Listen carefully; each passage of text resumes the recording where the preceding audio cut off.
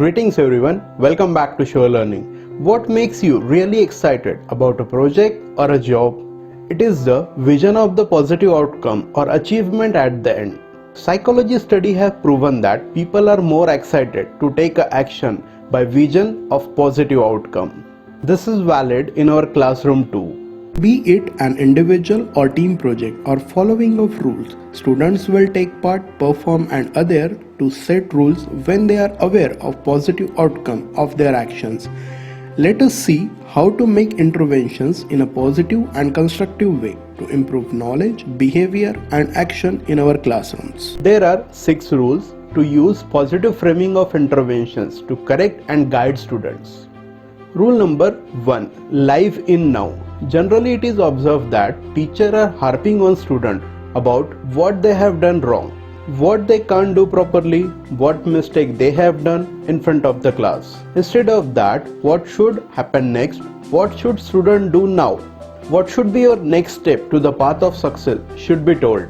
There is a time and place for telling what went wrong. Also, it is better to suggest a way forward than delving into the past. Try to frame an intervention in a positive way. For example, if any student is distracted during class, then don't say, Ramesh, stop looking here and there. Why are you always distracted?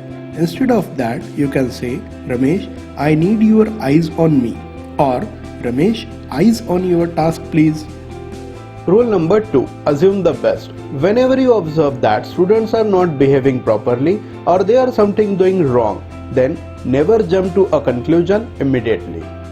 Do not immediately put a threat or tell them what could be the result of distraction. Nor should you admonish a student in front of the class unless you know it was intentional. If you are doing so, then you are portraying the negative side of the teacher, which is not good. For example, consider that when you enter into class, some students stand up, greet and then sit down as per set routine. But some students would not greet or push their chair in when they sit. If you rebuke them saying some students decided not to greet and follow rules, then you would be emphasizing on ill intention and negative characteristics like selfishness, deliberate disrespect and laziness. Instead, you can say, just a minute class, some people seem to have forgotten to greet or push in their chairs before sitting. Let's do it once again. Rule number 3. Allow plausible anonymity. While teaching in the class, you may come across a situation where few students in the class are not able to follow your instructions. In case you see that they are trying to execute your instructions in a good faith but are struggling, then you can push them on without being direct. You can say something like, check your work to make sure you have done what exactly I have asked. This will enable the students to relook at their work and strive to achieve set targets. If some students are deliberately not putting an effort, you can still maintain anonymity and delivering the consequence. You can say, I observe some students were just not putting any effort to execute instructions and that call for consequences. Build momentum and narrate the positive. The momentum or positive energy that can motivate the students for their achievement is often termed as a big mo. Great teachers conjure the big mo in the class by stressing the positive.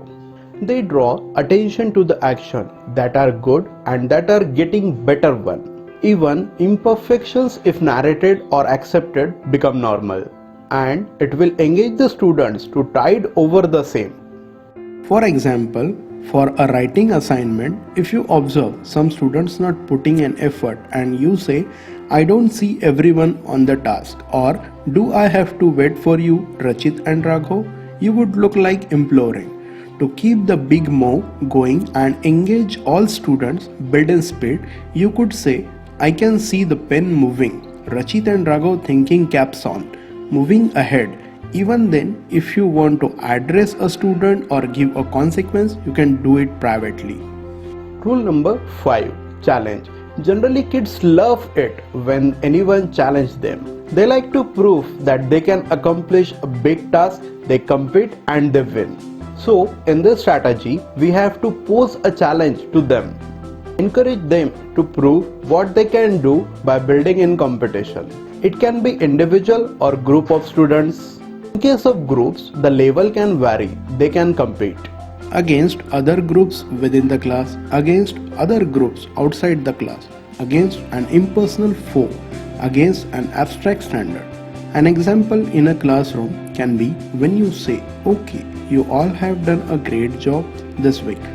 Let me see if you can take it up a notch in the next." Rule number 6. Talk expectations and aspiration. In this strategy, you have to talk about the future you foresee for your students and how proud it make you feel. You have to frame your praise in larger than life term. If your praise sets a goal larger than your own opinion, then it is very impactful. For example, when your class looks great, tell them they look like college scholars and you feel as if you are sitting in the room with future presidents, doctors and artists. Hope these strategies will help you to build behavior of students using positive framing. Don't forget to subscribe our channel. Happy teaching.